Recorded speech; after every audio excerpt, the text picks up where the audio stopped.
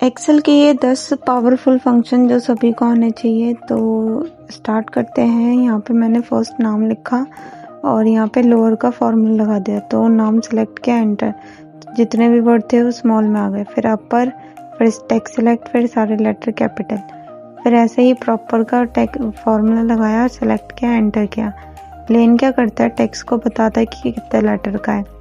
फिर उसके बाद सम लेन आता है। सम लेन क्या करता है, जितने भी टेक्स्ट है उसको ऐड करके बताता है कि इसमें कितने टेक्स्ट का यूज़ किया गया है।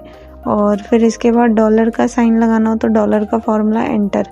नेक्स्ट चार क्या करता है, चार बताता है कि जो नंबर है उसका अल्फ़ाबेट क्या है।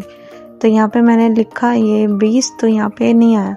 अगर आप 65 लिखते हो तो 65 का जो कोड है वो ए है।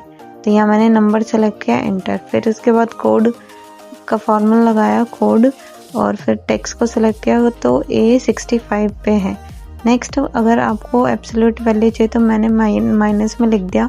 उसके बाद सेलेक्ट करके एंटर। फिर इंट क्या करता है, पॉइंट के बाद की वैल्यू को फॉर्मूला हटाता है। तो इंट पॉइंट के बाद की वैल्यू को हटा दिया। तो ऐसे ही रोज़ डेली फंक्शन जानने के लिए आप हमारे चैनल को सब्सक्राइब करें।